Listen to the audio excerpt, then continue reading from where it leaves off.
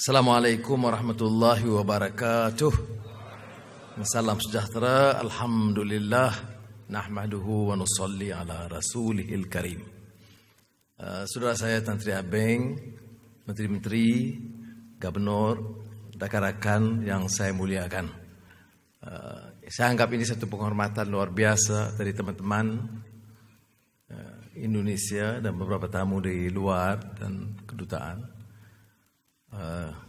Dan seperti mana yang Pak Tantri bilang, saya memang telah terpaksa menolak acara ini di pernikahan awal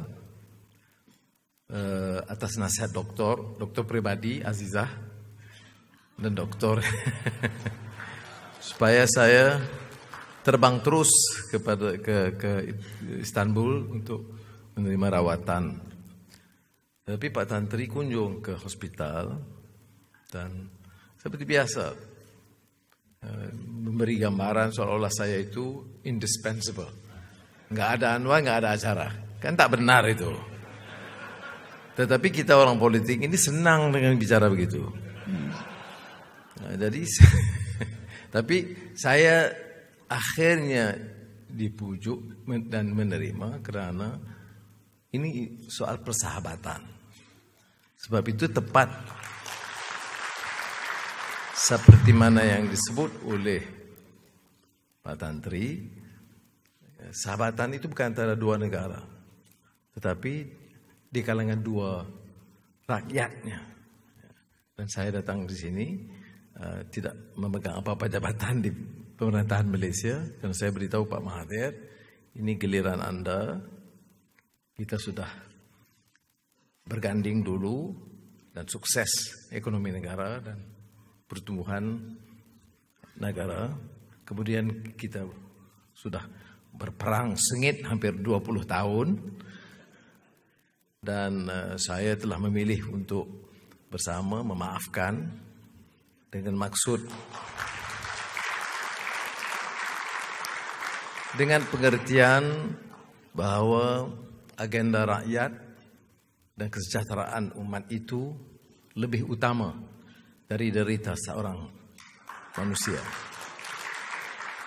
Maka saya beritahu Pak Mahathir, Anda harus merasa cukup lega kerana saya akan berikan ruang sepenuhnya untuk Anda meneruskan agenda reformasi, hukum, pentadbiran dan ekonomi.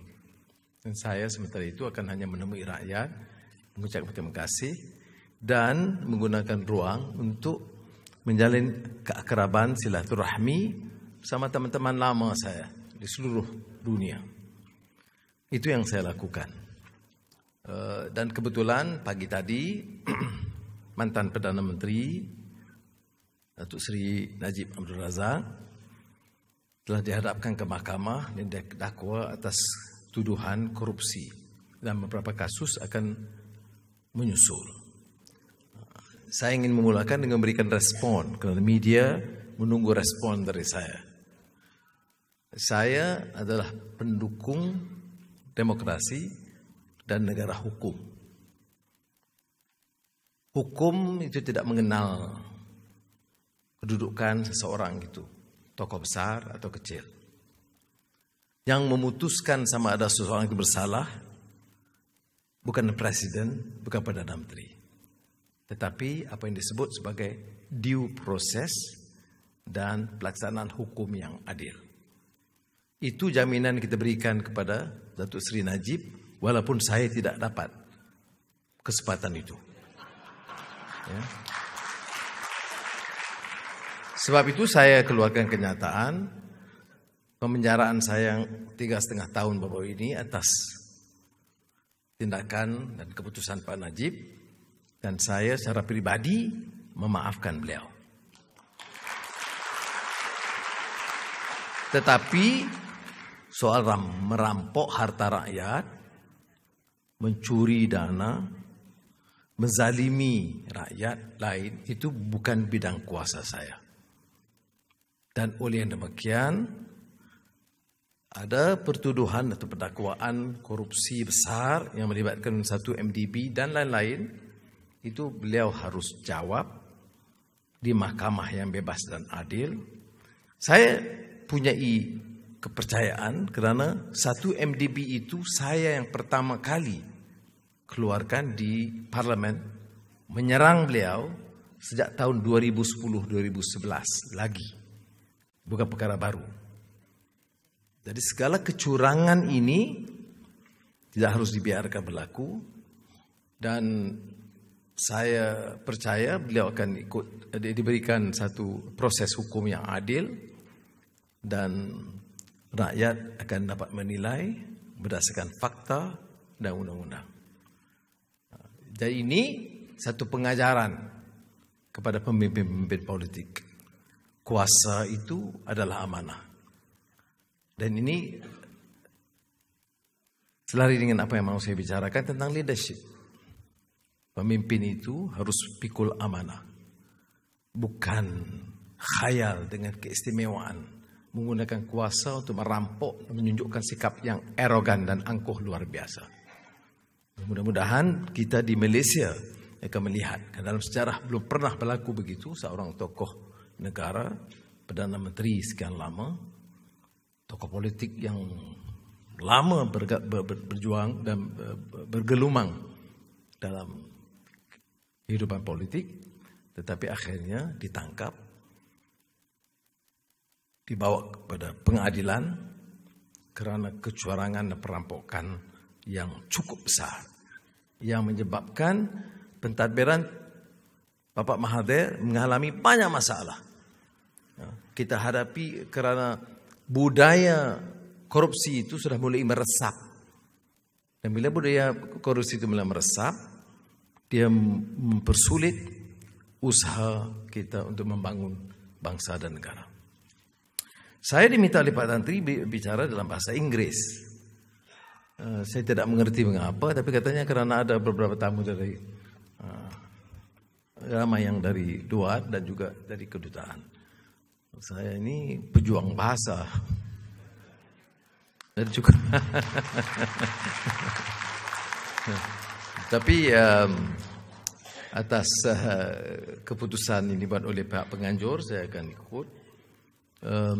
Dan mungkin dalam beberapa isu yang saya rasa harus diberikan penekanan, saya akan gunakan juga bahasa Indonesia atau bahasa Melayu khususnya. Now, in the developing world, and more so in Muslim countries, there is not only deficit, democracy deficit, but leadership, quality leadership. Leadership that could appeal to the conscience of the people, that represent the conscience and the aspirations of the majority of the people. What is leadership if it is not meant to secure and protect the interests of the common people? Now we can, for example, plan or restructure an economy. We can register impressive growth, double-digit growth in some areas, attractive for foreign investments, low inflation, so-called, at least through statistics. But that is not economic development if we do not cater and concern ourselves for the plight of the common people. We are facing two extreme views. Those who work as a populist agenda to secure purely the interests of the common people without a major focus on economic development. And on the other hand, we have those who would want to propel economic growth, impressive double-digit growth, but ignore the aspirations of the common people. I believe an economic policy that a leader must decide must be predicated upon core principles of growth. We cannot compete if the leadership is mediocre, and with no clear, coherent policies. We cannot implement economic reforms if the leadership lack the courage to take bold decisions in the interest of the economy. And therefore, if we do achieve that, the policies, as I said, is fundamental, because without economic growth, we cannot implement just economic policies. So there must be growth, there must be equitable distribution of wealth. So it is concerns like in Malaysia, we talk about policies that would help the Pribumis or the Malays or the Bumiputras, and the impact on the economy because of the success or relative success of Chinese-related companies, the position of Indians, quite marginalized in some ways, and some of the indigenous tribes. To my mind, we in Malaysia, who has already implemented that economic policy that is race-based, have shifted to concern ourselves with number one, economic growth. Propel economic growth, and the leadership must be prepared to take bold measures, because you can have a democracy, you don't have growth. You can have democracy, but the economy is sluggish. If that is the case, then we cannot proceed with implementing policies that would cater the interests of the common people. Then I would choose affirmative action, regardless of race. Which means if it's in Indonesia, naturally, the vast benefit would go to the common people, the Pribumis. And in cases where the minorities are poor, then the affirmative action must ensure that they will reap the same benefit as the Pribumis. So it is need-based policies and not race-based. This is important to my mind because it's not a zero-sum game. You propel economic growth, you ignore the plight of the poor. You go back to the poor and the masses only during elections to appeal to them, to say that we are the true champion of the poor. The moment we hold positions of power, our concern is pure economic policies, or worse, to enrich ourselves, our family members, and our cronies. It can be a member of parliament, MPR in this case, it can be a minister, or it can be political leaders. Unless this is resolved, no issue, no possibility of any country having to transform itself into a modern economy. Now, Pak Tantri sentuh tadi soal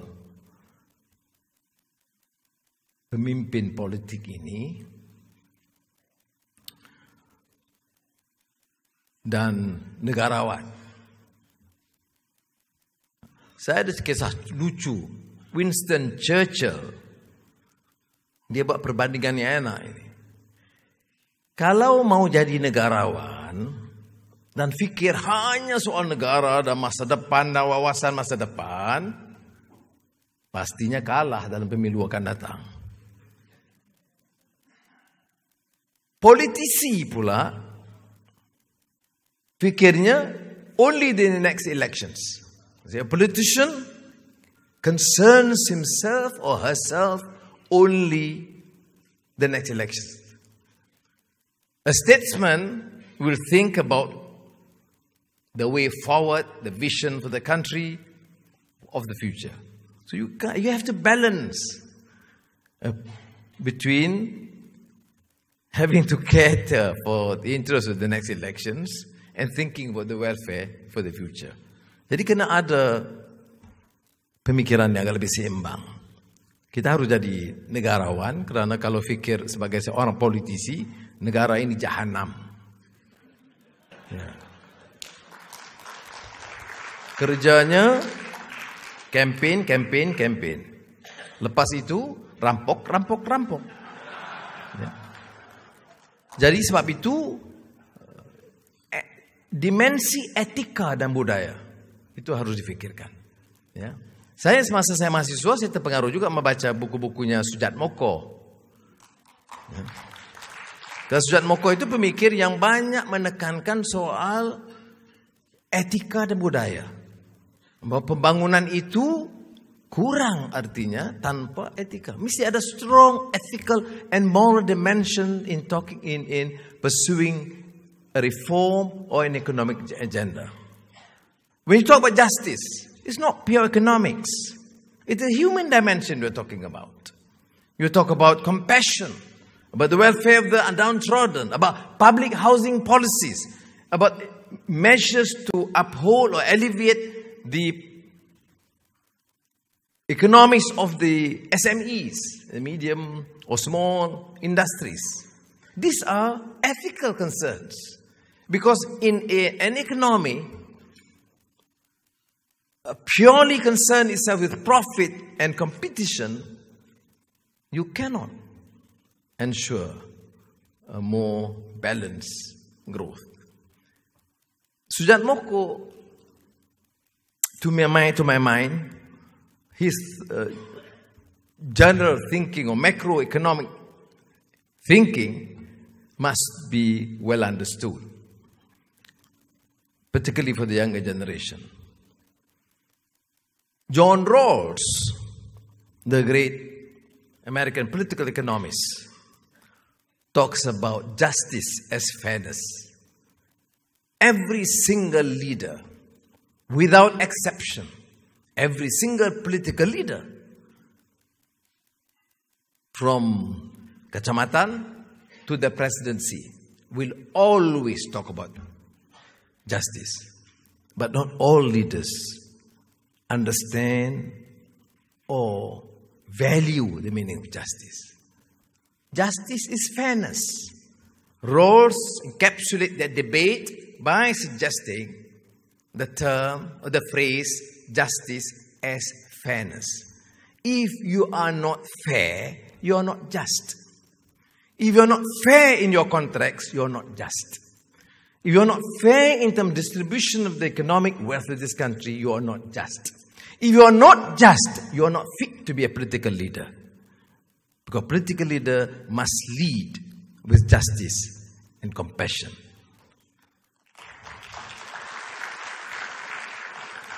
In Islamic phraseology, we use al-adl wal-ihsan. This encapsulates the fundamental understanding of what economic growth entails. So I would like to succeed as a lay person in Malaysia now. Whenever I'm given the task to lead my country, I would say I must endeavor to the best of my ability to be just, in the sense that to be fair and to have ihsan, compassion for all. Now, let me share with you a recent political development in Malaysia. In the 1990s, particularly the development of Reformasi 98 in Indonesia, we in Malaysia who wanted change and reform look up to Indonesia, their struggle, their efforts to dismantle an authoritarian system, an unfree media, etc. And we thought that attempt is phenomenal in the history of the Muslim world. When I was asked to choose a slogan. Of course, my Muslim friends would say, after I was sacked, before I was arrested, I had a 20 days period to start everything, this new movement. Some say you should say Allahu Akbar, should be the slogan. Well, I said, of course, it's the right slogan because you say God is great. But I think our struggle must be inclusive. It's difficult for Buddhists and the Hindus and the Christians to go in the campaign mode. When I say Allahu Akbar, they shout Allahu Akbar. The essence of the meaning must be shared by all. But culturally, religiously, they wouldn't be comfortable. So I told my friends, no. And many others suggested, but finally I said, no. We should use the term reformasi.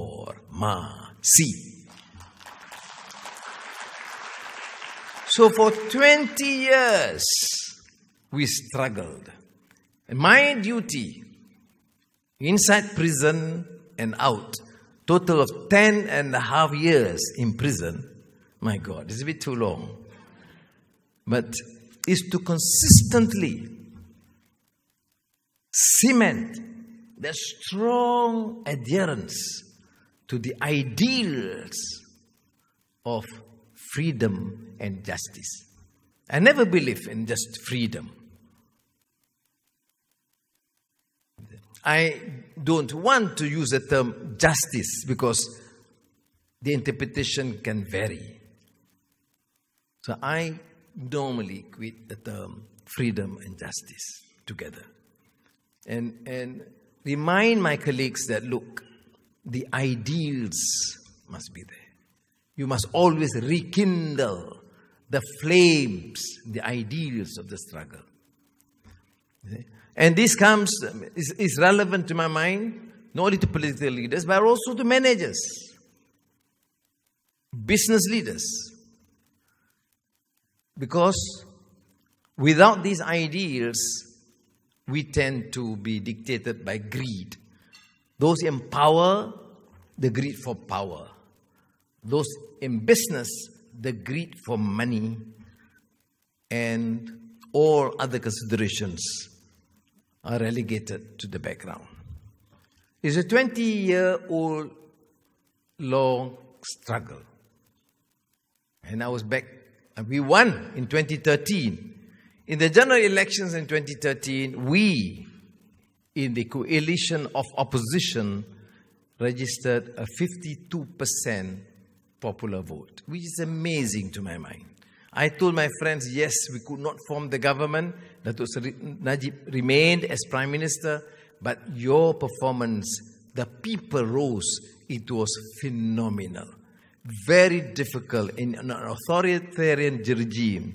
No free media. Election Commission that is compromised. The justice system not only compromised, but blatantly corrupt and used by those in power. Judges are compliant to the executive. When I was sentenced, I know my innocence. I've registered my innocence. We gave all evidence possible. The whole world, including, I remember from here, Adnan Boyong, Nasution, and the rest, gave an entire detailed review. Still, the judges decided to convict on the instructions of the political leadership. I had a slight back problem, beaten and assaulted by the chief of the police at that time. So I told the judges, I have a weak backbone because of the injury. But at least I have a backbone. You guys, judges, have no backbone. But that's passed. And finally, when I was arrested in 2015, late 2016, 2017, Dr. Mahathir appeared. My God. I said, how do I work with this man? We fought against him for far too long. But he came. But look, I'm a human being. I'm a Muslim. We are all not perfect. We have mistakes. We seek the blessing of Allah and always ask Him for forgiveness. Now Dr. Mahathir came. I know him. Proud, effective leader. I serve under him. I learned a lot from him.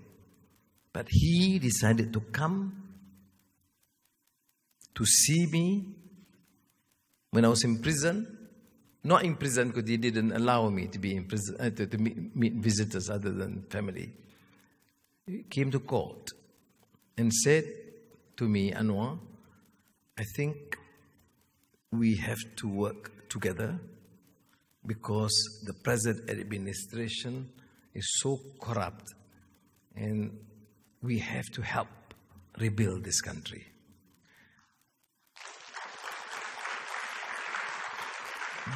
Don't give me the applause because I was completely devastated. I said, look, I said, of course I was polite to him. I said, yes, I'll think about it. You're very kind to come. Terima kasih, Tuan Mahathir, kerana sudi datang. Tapi dalam hati saya, tak payah cakap lama-lama, pulang mudahlah.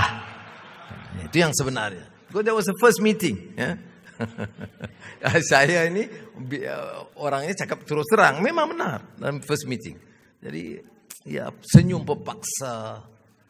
Saya bilang pada Pak Menteri, senyum dalam tangisan. Tapi dan anak-anak saya nangis. Dua anak perempuan saya di situ menangis, tak dapat terima. Karena mereka juga tersiksa.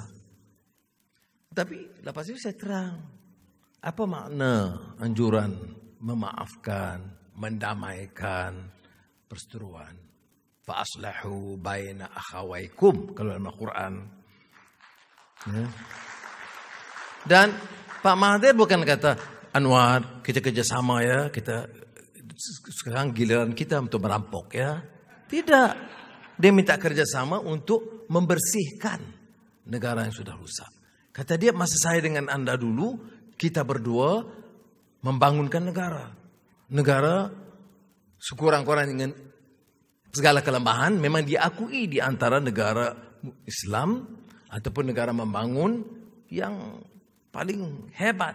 Di antara yang paling hebat. Kalau di Afrika, di dunia Arab, di Asia, itu dianggap Malaysia di antaranya. Ya. Sekarang udah begitu rusak. Jadi maknanya agenda membangunkan bangsa itu. Saya bilang pada anak-anak. Tapi anak-anak kata, tapi dia tidak kata minta maaf. Saya kira enggak perlu. Dia umurnya sudah masa itu 92 tahun. Kalau dia kata, saya tak patut pecat anda dulu. Kan itu cukup bagi saya. Dia bilang begitu. Saya tidak seharusnya memecat beliau. Dan saya hanya mendengar orang-orang, kemudian saya ambil keputusan. Ya. Kalau saya tidak sepatutnya pecat Anwar, maknanya tersalahlah begitu ya. Jadi tapi bila beliau dukung agenda reformasi, saya beri keputusan untuk bekerja sama. Jadi kami berganding semula setelah berperang selama hampir 20 tahun. Kerja gila. Ada anak-anak saya kata, Pak Anwar ini sudah apa ya? Ini kamu dua orang ini, seorang 192 tahun, maksudnya seorang lagi 68 tahun. Ini kamu ini sudah kurang sioman gitu. Kamu ajak kami berperang 20 tahun, kemudian kamu runding-runding, kamu kata kita berdamai semula. Jadi bingung anak-anak. Tapi kita terang dengan anjuran Al-Quran, that the interest of the nation must supersede the interest of individuals. Yes, I suffered. It was difficult for me, Azizah, and the children and the family and the supporters. Yes, I do not deny. Not many could endure that. I thank God that I was able to endure it. Humiliated, beaten, and insulted. And people don't realize that our prison conditions is solitary confinement. I was in solitary confinement. I could only meet my family members once a fortnight, protected by glass. I cannot embrace my grandchildren. It is difficult. I was given only prison food. My health, of course, wasn't too great given the conditions. The first few weeks, when Najib was Prime Minister, I was just left to sleep on the floor, on the cement floor. Yeah. But I've said, I'm just saying this as a fact, although I've forgiven him. I say good luck to you in your defense in court. Now you realize the value of freedom, justice, and why the people has decided to reform the system and end the corrupt system of government. Okay, now we'll see. We shall see now. And now, after the elections, Mahathir is now Prime Minister, Azizah is Deputy Prime Minister, I'm only a spouse of the Deputy Prime Minister. In fact, yeah, it is true. You can read in my passport. Pekerjaan, spouse. Ini dirjen imigrasi pun gila. Ini.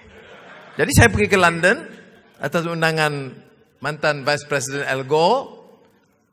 Jadi orang yang imigrasi kita, Pak, dia panggil excellency. Why write spouse? They cancel spouse tu. Saya kata saya ikut pasport itu tulis spouse, saya tulis spouse. Menghina sekali gitu ya. Tetapi Azizah bilang, oh, yang saya jadi spouse yang taat 10 tahun, okey. Sekarang giliran Anda. Oh, saya kata kalau gitu ya, baik puan. Right? There's also quality leadership. Leadership ini, you must know, be able to adjust. There are times you lead, there are times you follow. Yes, I led. My wife was one of the great followers. Now, at least in the ministry as Deputy Prime Minister, I am her great follower. No. And when mentioned by humility, tawaddu in the Arabic term, you see, one of my favorite English-American poet is T.S. Eliot. Humility, sikap rendah diri ini, is a great trait. You don't have among leaders. It's a problem. If you are a manager, you think you know everything else about the company. If you think you are a minister or a leader, then you are the master of all, a jack of all trades. Then you decide, you don't listen. You don't have the humility to acknowledge that at times you make mistakes. You have to listen, you make adjustments. Now, T.S. Eliot, I memorized the quote a lot. He said, the only wisdom we can hope to acquire is humility. Humility is endless. Such a beautiful poetry. Satu-satunya wisdom, hikmah, yang boleh seorang manusia kuasai adalah humility. Dan humility itu tiada ada batasnya. Kalau sudah yang ikuti Confucius juga begitu. Filosof Confucius said that you have to acknowledge you don't know, you see you don't know. You ask question, you see to be a bit stupid, of course. Why do you ask? But you don't know. But if you ask, you are only ignorant for 5 minutes until you have the answer. If you don't ask, you are a fool forever. So this applies, the saying of Confucius, for leaders and followers, that you need to seek and find the truth by asking the right questions and not imposing on your followers your thinking without getting adequate information and facts. And of course, it was T.S. Eliot again who talked about knowledge, information, knowledge, and wisdom. Information is not all knowledge. And knowledge is not all wisdom. It's a creative thinking that we ask for. This is the essence to me of democracy. You have democracy where you think the only thing right about democracy or for people when they disagree with a group, they can go and burn. It can be churches, it can be mosques. That's not democracy. That's very idiotic, irresponsible form of action. Democracy is not freedom to act or preach as purveyors of violence or perpetrators of violence. Democracy means essentially to allow various persuasions, opinions to be addressed, discussed, debated, and decided by the majority based on facts. And this is a major challenge. I'm a keen follower of Indonesian politics, economy, and of course social novels, etc. I mean, your great poets, W.S. Rendra, Taufik Ismail are my great friends. Unfortunately, I was too young to know Khairil Anwar and the rest. But certainly, you can appreciate the sense that I want to present to you. That essence of leadership is to ensure that democracy is not being hijacked by the extreme forces, by racist or religious zealots. This is also a challenge for those who support the reform agenda. I was here some weeks back, just days after I was released on the invitation of Habibie, President Habibie, my dear brother, where we chose then to use the occasion to remind about the ideals of reform.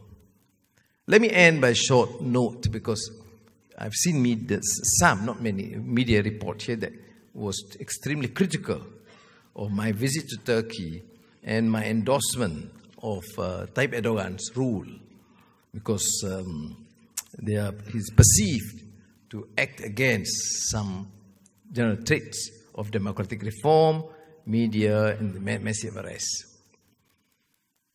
I support the democratic transformation in Indonesia and Turkey with all the limitations.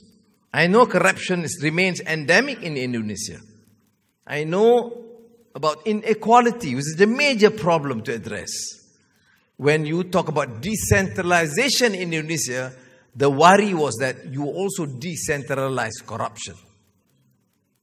It is true. But then you cannot deny the fact that this reform, which began in 1998, is something that must be endorsed and supported. But it is a challenge for the leaders to strengthen the institutions of reform. The judiciary must be fiercely independent. The media must be free. The economic programs must be transparent to propel economic growth and ensure justice for the common people. But this is true, building institutions. I mean, people in the West, sometimes they're too critical. I remember in the first few years, they were hammering Indonesia. Because you say you are democracy, why are there excesses? It's true. If you believe in the free media, then you have to accept their right to criticize. But you also realize how the years it took for Britain, and more so for America, to evolve itself as a vibrant democracy. And now there are questions about the excesses of democracy, even in America. There are criticism against institutionalized corruption, the big conglomerates paying billions of dollars to influence members of the Congress or the Capitol Hill or the President. There are, of course, excesses. But you don't choose to demolish the system or attack viciously the leadership because of some of these limitations. I represent that view, because to me, Indonesia must succeed as a vibrant democracy. And Turkey has a major challenge, a task, to succeed and to evolve as a mature democracy in the Muslim world. You don't have. There's a major deficit in the Muslim world. We have only Indonesia and Turkey. And now Malaysia, after a month. Only a month, 20 years later. So we are joining that club of Muslim democracies, or democracy in the Muslim countries. Of course, people still criticize because it's just too new. We have not. Am I absolutely certain that judiciary in Malaysia is fiercely independent after decades of compromise? No.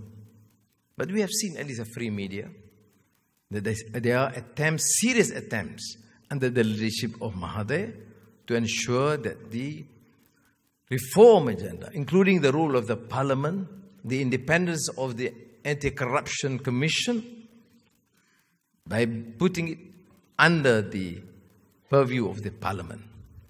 So I must also mention that peace and security is paramount. A close friend of mine, his son, 18-year-old son, were killed in an attempt in a coup in Istanbul, in Ankara. They say that I am more a Democrat compared to Tayyip Erdogan. Maybe. But if in Malaysia tomorrow there's an attempted coup, where hundreds killed, an attempt to assassinate the Prime Minister, I would naturally support some stronger measures, and even at its given time suspend habeas corpus or rule of law for a short period, maybe a month or two, until we can secure peace in the country. I mean, so these are adjustments that we have seen.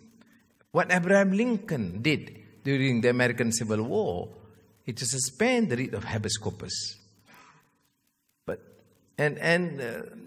The media at times are more critical of Indonesia and Turkey, and less critical of the tyrannical rule in the Arab world, which I fail to understand. So I think what we need now is to use our freedom, of course, to criticize, to try and influence the direction of in these countries. Yes, and to influence and force political leadership to be able to effectively manage change. As I said, and may I conclude by saying that if political leaders focus only on the general elections, they may win, but the country will be destroyed. I can accept the fact that leaders need not necessarily look purely at the future generation. They must. But of course, they taper with the interests of the present. But we must be firm and resolute, with a very strong sense of conviction, with the tenacity of purpose, to see that this change does take place.